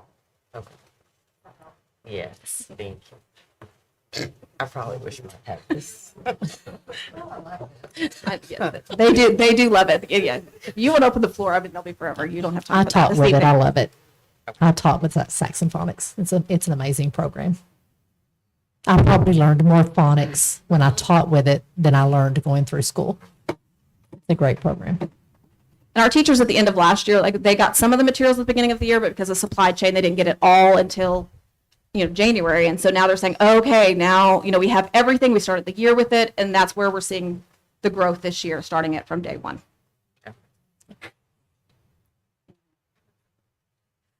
Marilee said I did do a good job of trying to get them copies, but it's not the same as the actual materials. I appreciate that, Marilee. Thank you so much. All right, I have just a few things that I need to go over as well. Just a few quick little things. Red Oak ISD celebrated Read Across America Day on March the 2nd. Staff, parents, firefighters, and community members were invited to read with students, and we had several of our board members stop by and join in on the fun. So thank you to everyone who participated in that. It was a great day for everyone. We also recently celebrated our Maintenance Worker Appreciation Day, and I just don't think we can thank those people enough. Our maintenance crew are some of the hardest working people I've ever seen, and we do appreciate everything they do for our students and staff. This is something that I'm so proud of. Congratulations to our Red Oak High School Career Technology Education Team for securing a grant for aerospace engineering. The grant is for $10,000, was given by Project Lead the Way and sponsored by Lockheed Martin, and it will cover. I need some of that phonics. Maybe I'll have some. Lockheed Martin, and it will cover supplies and curriculum to start the aerospace engineering course and the cost of instructor course training. They also received a grant for $3,400 for Project Lead the Way launch program, and this is going to promote engineering starting in the elementary schools. And so the grant's going to be used at Shields Elementary to expand the engineering robotics after school club that they currently have going on. So those are two really exciting things in the CTE program we're really proud of, hitting our early learners. We're really excited about that. Ellis County Youth Livestock Show is taking place now, as several of our board members know, because they were running in the door trying to get there from that. We're not going to give an update on those students and awards until it's completed, so I'll give that at the next board meeting. Lady Hawks soccer team has advanced to area and will take on Hallsville tomorrow night at 7:30 in Athens. Our JV Winter Guard wrapped up their season this past weekend at North Texas Color Guard Association RA Championship, where they took third place. And then our Red Oak High School senior Carlos Marino was a state qualifier in powerlifting in the 148 weight class. He competed this past weekend and did very well, and we'll recognize him at the April board meeting. I also had, very quickly, Ms. Story had asked for some information to be presented, and so I told her I would get her what I could on the questions she had. And this is in regard to the site plans for the new middle school that's on the ballot. So in regard to the north entrance, I'm going to kind of go through this slowly so everybody can kind of get their mind on it. In regard to the north entrance closest to Avila Road, there's a 25-foot easement from the roadway. She had asked for easements in different areas. The north entry, again, that's the one closest to Avila Road, is 1,820 feet of lane drop-off and pickup for the vehicle queuing. On that side, there's approximately, and I say approximately because we don't have the full design development until we see if the bond does pass, so there could be some slight adjustments on that. But on that side, there's approximately 117 parking spots on that side of the school, but we also have an additional space for 80 more should we need it in the future. So that's on the north side. So then moving to the south entrance, again, there's a 25-foot easement from the roadway and 130-foot total, so an additional 105 setback off of Westmoreland Road. On that side, it's approximately 1,695 feet of queuing for drop-off and pickup, and it is a double lane throughout most of it. There are 167 parking spaces on that side of the middle school with space for 52 additional ones. So I'm going to kind of summarize it. So there's a drop-off capacity of 312 cars and 13 buses queued at one consecutive time, on one concurrent time. More buses, less cars, but that's kind of what we're looking at the number of buses we would need to drop off. So 312 cars queued and 13 buses queued concurrently. They could be done at the same time. So the question was asked about parking. So I want to clarify, there's two types of parking. I'm going to talk about school parking and then event parking. So as far as the code, we are required to have 240 school parking spaces. We have 284 in the plan, so we are 44 above that, but with the ability to add an additional 135 as well. And as far as event parking, which is a different code, they require 200 spaces. Again, we have 284, and with the ability to add that 135. So that kind of gives you an idea of what you were talking about as far as the cars queued and the buses queued and the offset. Anything additional, if we need to go in more detail, we'd have to wait until we were further in the process. And I don't think we wanted to pay for any more development. So that's just the data that I was able to get for you on that. Other questions that was asked was, and not you, Ms. Story, but questions that have come to me, was concern about the stadium lights and sound. So I wanted to kind of address that as well. It's not going to be like a Goodloe Stadium, so it's not going to have the loud PA system and the big stadium lights. It is more similar to our practice fields that we have at the high school, and except it's going to have the track on it as well. The seating is 8 rows of bleachers, so again, nothing like Goodloe. As a matter of fact, the light system on that, we don't even have any lights currently in the actual plan because we're going to actually see what we need on lights once the field is built, and we see if we need to use that during nighttime during the nighttime. That's going to be more of a board decision too. Is it going to be something that we open up and allow others to use? So if we do put lights on it, it's going to be similar to the tennis court lights, which I call the down lights. So they're not going to be the big high Goodloe Stadium lights. Are going to be the down lights that focus more on the actual field and tennis courts as well. Sound system, more than likely, is more of a portable sound system. It's not a big PA system like we have at Goodloe Stadium. So that was a couple of questions that were asked with a concern about the sound in the neighborhood and the lights in the neighborhood. So it's not going to be a Goodloe Stadium setup.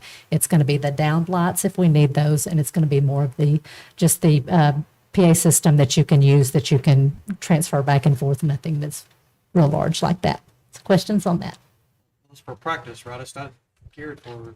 It will be like for middle school games, but most of those games are held during daytime. If we see a need that they're going to be at night, then we would use the down lights. Pretty much on a pole, just the lights that come down, not the big LED stadium lights. So they wouldn't play in their games in the main campus, main stadium? You would have 2 middle schools playing. Yep. So, yep.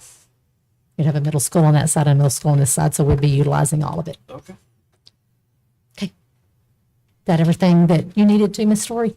Okay, awesome. Any other Did that match your questions? specs? I haven't seen this back. You haven't seen this back. Gave it to me. That it? Seen that. That is it. Okay, next we'll move into our open forum. Again, you'll have 2 minutes on the screen. When you step to the podium, when I call your name, you'll just say your name. You don't have to tell us your address or anything. And when you're comfortable, ready to go, you can look back or raise your hand, whatever, and he'll start the clock. Ms. Megan Corns.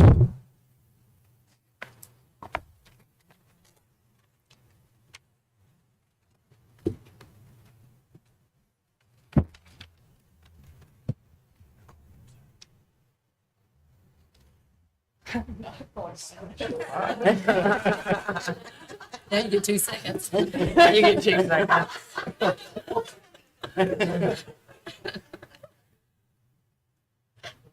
Ready? Yep. Last week was absolutely insane. Working until 5 p.m. every night, completing projects early morning, taking work home, and dealing with home expectations. Friday night, working until 8 p.m., was focused on final evaluations for 2 major projects. Time management, teamwork, grit, frustration, success, and determination were the lessons of last week. This is public education. That week was not mine. It was my 7th graders.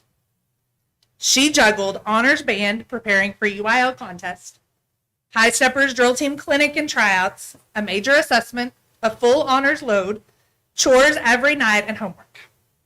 I hope, as a former teacher, that she academically remembers what happened in class. But I guarantee that she was poured into way more than any textbook can ever do. I come today as a conservative Christian parent, begging our board and our community to visit our campuses, talk to our educators, talk to our campus leaders about what's happening in our district.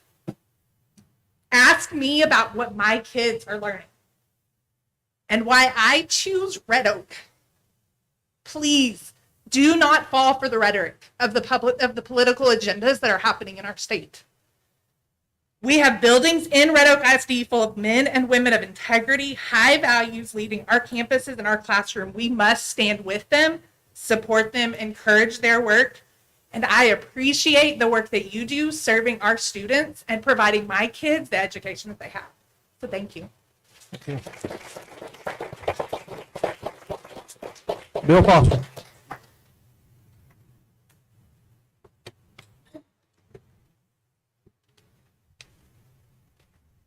Bill Foster, 930 FM 2377 here in Red Oak. First off, your words, your commentary on the writing that we're doing now were very much appreciated and needed, Mr. Job. I think the word that you and the principals were looking for, your outcome on writing, is you're looking to produce critical thinking once they write well. Anyway, enough on that. The reason I'm standing up here, that was just my commentary. But last month at the school board meeting, there was a letter read here from Brian Harrison regarding the request for Red Oak and other people, well, others in other school districts in Harrison's district to divest themselves of TASB. I still stand for that, but Red Oak, you missed the ball. The Carroll ISD, back to the east of us, is first in Texas. They've gotten out of TASB as of, I think, this past week. But anyway, heads up, you can be number 2 now. All I have to say. Thank you. Thank you. Mr. Brian Bell.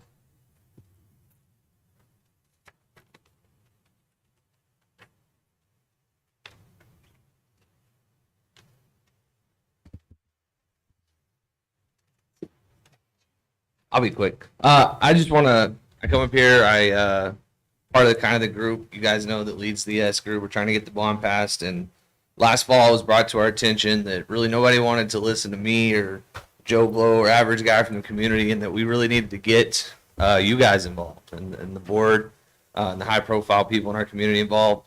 And so we came up here and we asked for help. And I just wanted to thank you guys. A lot of you have been out helping us, and being pro bond, being publicly pro bond has really helped. It increased our voters in the fall. I truly believe that. And a lot of you guys have been out supporting us so far this summer. Excuse me, Ms. Porter, Mr. and Mrs. Nye, and Mr. Anderson, I know have already put efforts in this spring. And so just want to let you guys know we're still pushing strong, and to keep up fighting with us. And we appreciate you guys so much. Also continue to invite anyone who'd like to come out to the middle school. I'm also a teacher there. Come anytime you'd like, and please come out and see us, see what's like there. And that's open to anybody in the public that would like to come. I am planning working on soon a field trip to a state park with some hiking and archery. If you're feeling really adventurous, let me know. So thank you for your time. Thank you. Rhonda Landrum.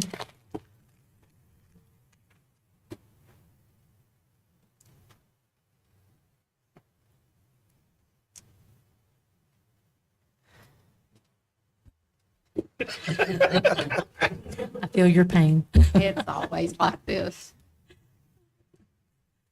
So good evening. My name is Rhonda Landrum, and I appreciate your time tonight. I just want to thank the school board and district for the many opportunities and successes that students are experiencing in Red Oak ISD. At the high school, students have a plethora of CTE classes in addition to their core: health science, information technology, law and public service, agriculture, architecture and construction, a new one, esports, and now a new one with the aerospace engineering, and ROTC, UIL, band, choir, athletic, drill team, cheer, dual credit program, and the youth expo. The middle school has proud programs as archery, robotics, art, band, theater, choir, athletics. They have dances. They have spelling bees. They have popcorn for punctuality. Shields has their awesome leadership jackets. Eastridge has a long tradition of Student of the Month. Go Eastridge. ROE has a student council that is active and working. Wooden has their Wooden Warrior program. All campuses have Top Hawks. They have music programs where they present. The elementaries do probably about once every couple of months, and I know the choir in middle school do a lot more. At the district level, we recognize teachers and Heart of a Teacher, and we just talked about Read Across America, which is awesome and involved the whole community. And I noticed that summer enrichment camps are coming for grades 3 through 8. I just want to say thank you for all the things that you do to support the district and all of the opportunities that our kids have. Thank you. And Marcela Torres.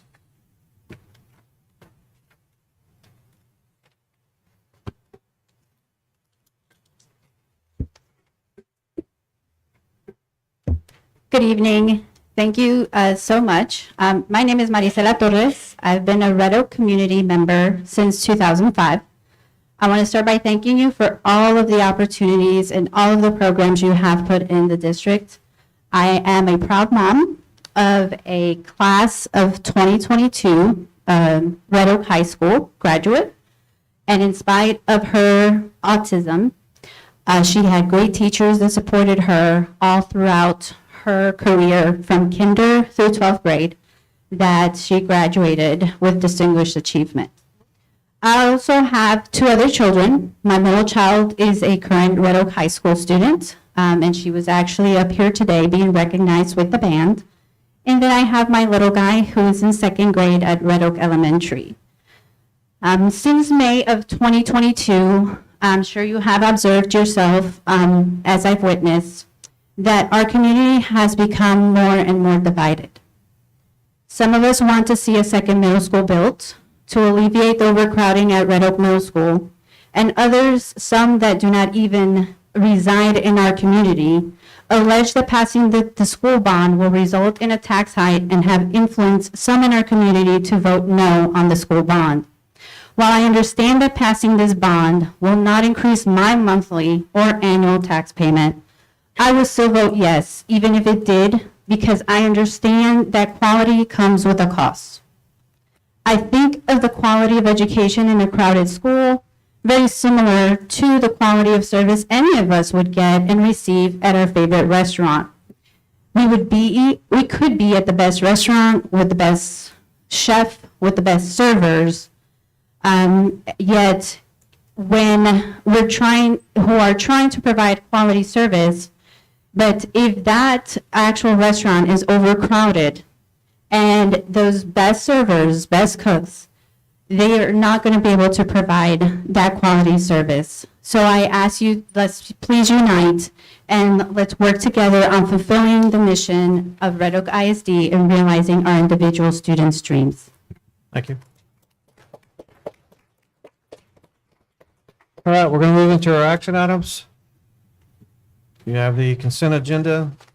Is there anything that you want removed to discuss individually? If not, we have a motion. I move to approve the consent agenda items as presented. Who was that? Second. We have a motion by Ms. Peterson, a second by Ms. Knight. All in favor, say aye. Aye. Any opposed, same sign. Motion passes 7-0.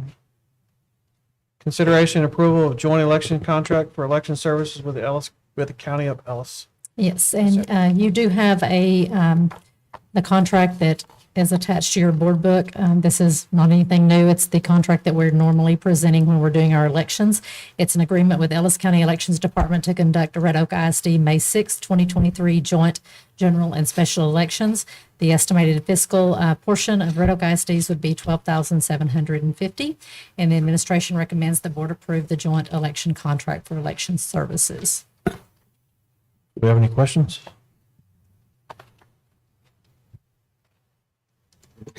Motion? I make a motion that the board approve the joint election contract for election services.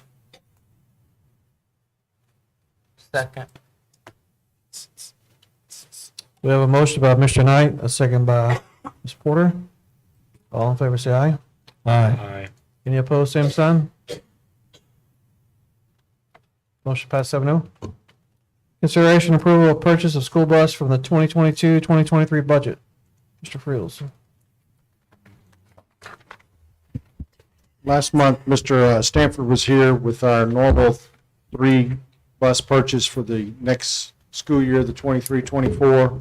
We're coming to you this evening requesting that you approve a purchase of a bus with, we have funds available within our transportation department. We've done some good work this year. In other words, we got rid of a bunch of 06s that cost us maintenance money that we've been able to save some money, and we would like to purchase a bus this year for the end of this budget year to add to our fleet for next year, because we know that we're going to have to add additional routes and deal with overcrowding.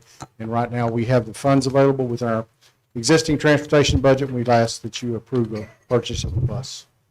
And they do have one available.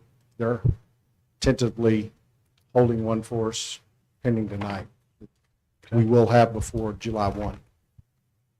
Do you have a motion, or anybody have any questions first? Sorry. Is this going to replace one of? No, this is pure additional.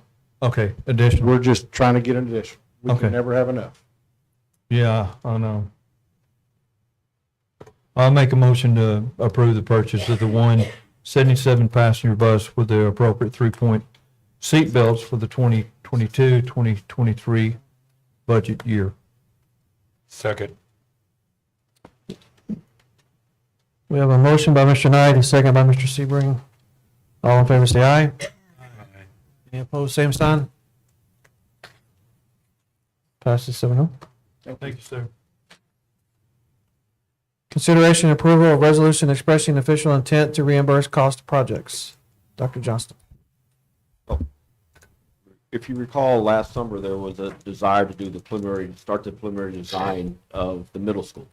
And last August, we came to the board and the board approved starting that process. Technically, you can't pay for costs before a bond election unless you do a resolution.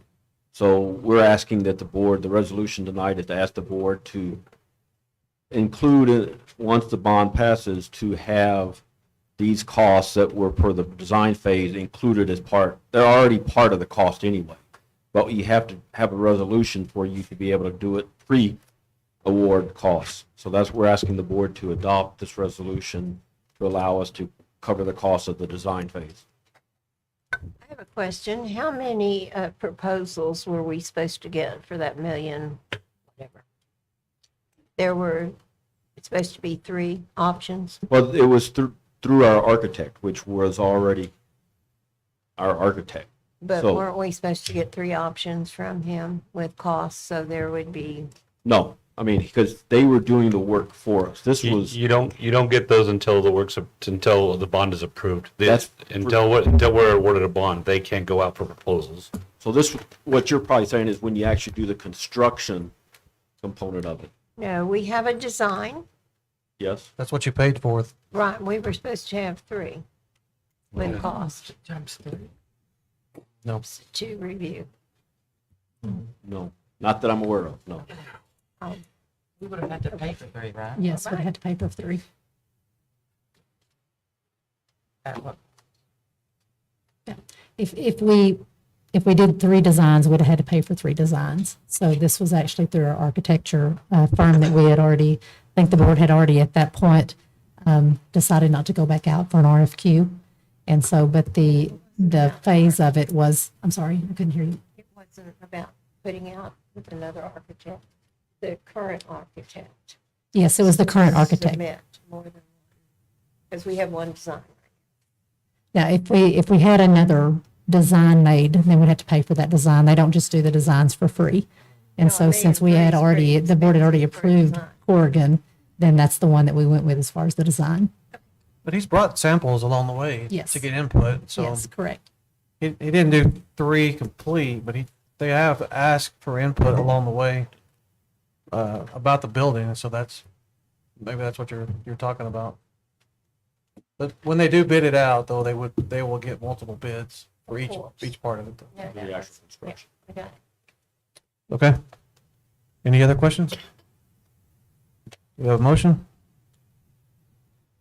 I move that we approve the resolution expressing official intent to reimburse cost of projects for the design phase of the construction of a new middle school.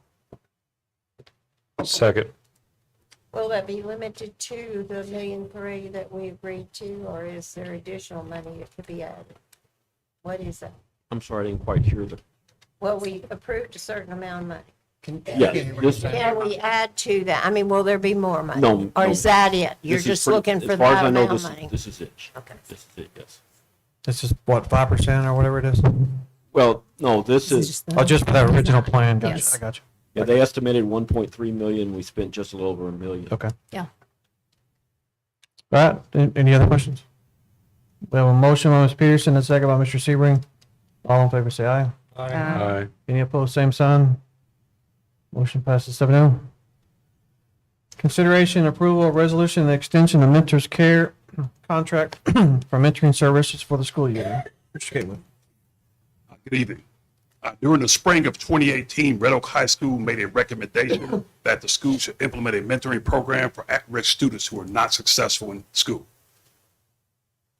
Red Oak High School was able to budget for this program partnership at the beginning of October 2018. Red Oak High School would like to continue this partnership to meet the needs of the at-risk students. Fiscal implications is currently funded via campus funds of $42,000 annually is used to pay for the program. Red Oak High School is asking that Red Oak ISD enter into a 1-year extension of the contract with Mentors Care dated August 1st, 2023. All right. Any questions? So do we have records and results? I mean, are we getting results and our children are not at risk? They're succeeding? Yes, ma'am. I will, next month, I have Brian Blackwell's going to come present all the data, but currently right now we have 59 students. I can speak on the data, but I can also speak personally of the program. I also serve as a mentor to the program. I had a student last year, and I currently have a student. Those students are very successful in that program. And I know several board members come and serve as mentors to the program, and I really enjoy that community members come in and partner with us. They see our students in different lights. We do have that all data presented to you. Brian Blackwell will present it to you. Currently, we have 59 students enrolled in the program. We have 3 that are awaiting their paperwork signed from their parents to enter that program. They should be starting next week. So is there a maximum number of children you can put in this program for the 42,000? Yes, ma'am, 65. 65, okay. All right. So I can also attest that it's a good program. I've done multiple kids through it. I couldn't do it this year because my schedule changed. It is a dedication to the student that you're working with, that you show up on time and at any scheduled time. But it is, when you see that kid who's on the verge of quitting school, not finishing school, going into whatever, some of these kids come out of juvenile detention centers in Dallas or wherever, and this is their way back.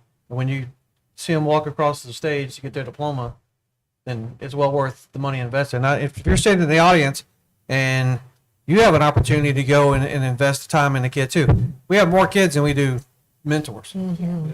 Right? It's really tough to find enough people to do this, and some mentors do 2 or 3 kids because they have the time to do it. And I encourage you, if you get a chance to do it, it's well worth it.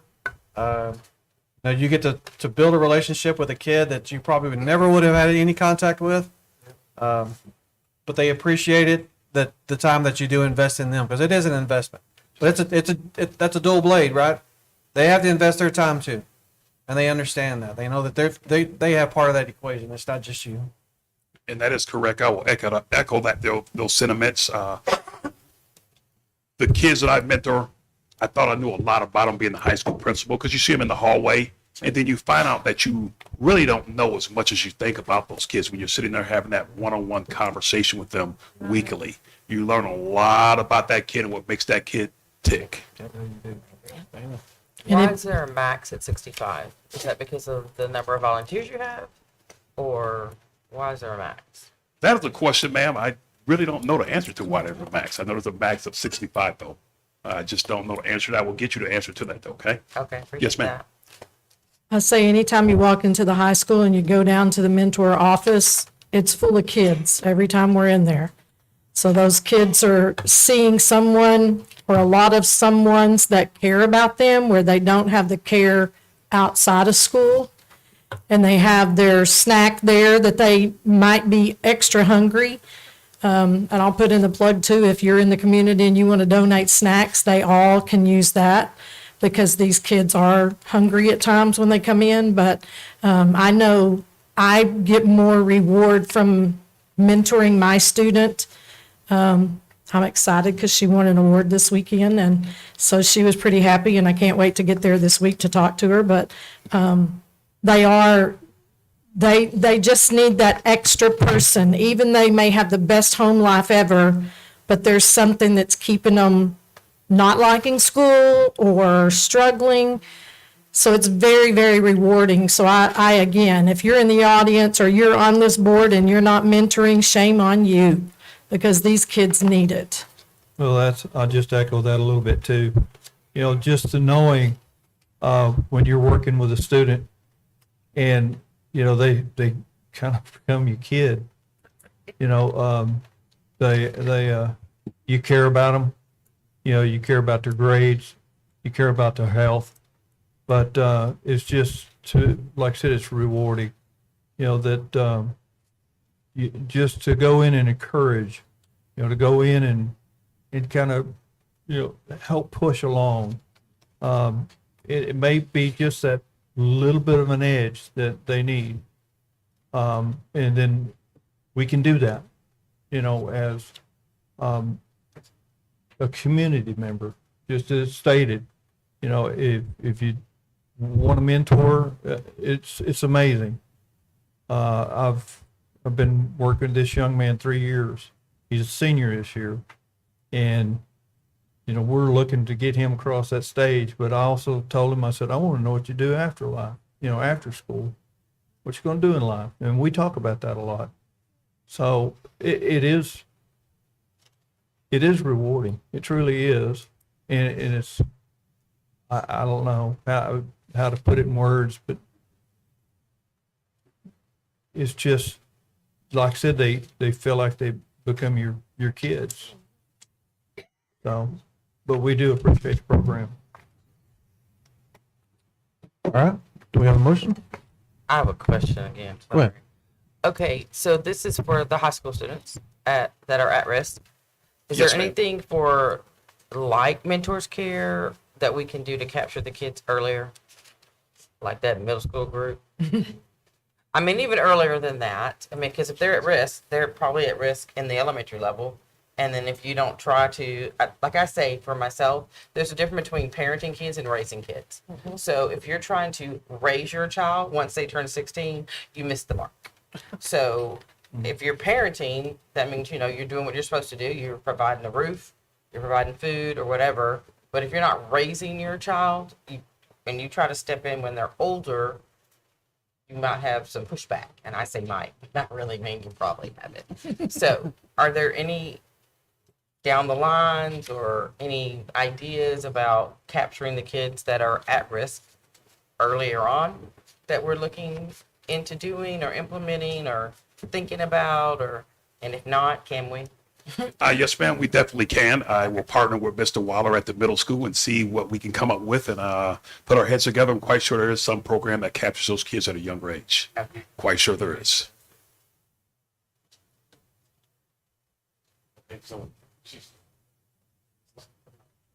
Okay, we do offer something called Inspire. That's something totally different, though, a little bit different, but yeah. Yeah. Yeah, Yes. More group, yeah.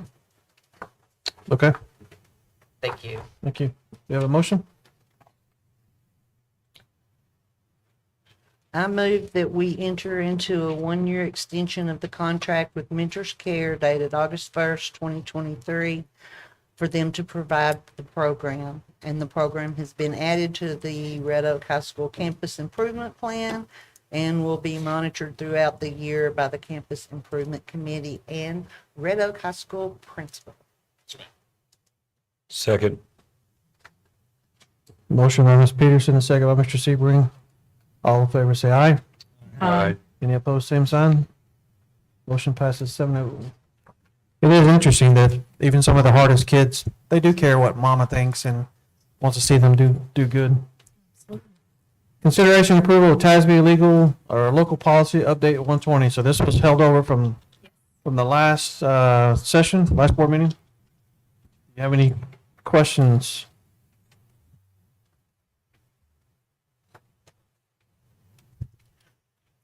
I do have just a comment. I believe last time it was said that we had like 30 something changes, and I think it was from looking at the instruction sheet that we had. But I mean, there's actually 4 that were local. There are 4 I just wanted people to know that there weren't 30 items and we were just saying, yeah, pass it on and not looking at, there's 4, not Correct. 30 something. That's correct. Is that right? Well, it includes that includes everything that's changed in the policy. So I get some is the that, date, but, some, but those are all, there's 4 that are. when you look in the local. policy, I don't know how, if you'll look. So if you look in the policy, the changes, if it's blue, that is a addition, I believe. Yes. Red, it's been deleted. Green, nothing's really changed. They just moved it somewhere in the Right, order. but I'm saying this shows 30 something, but there's 4 local. The rest of these are legal, which we don't vote on. Correct. Right? Yes, ma'am. That's Okay. correct. Yes. The true additions, red and green kind of cancel each other out. The true additions are response to a nearby train derailment is applicable in the CKC. And then number 14, complaints concerning disputes regarding a student's eligibility for free or reduced meal program, and it continues on a little bit, but those are the 2 things that are truly additions to this. Everything else is a change in wording, as y'all stated. And what, on some of these, let me see which one. Maybe, I mean, sometimes they're saying the same thing, exact same wording, but it's moved up a space. And why do they do that? Why do they just move the exact same words around? I'm not sure. That is not something we request. That's something. Right, but I just thought you might have some For clarification insight purposes. as to why it's the exact same verbiage, but Their grammar a teacher got a paragraph hold up. of it. Okay. All right, do we have a motion?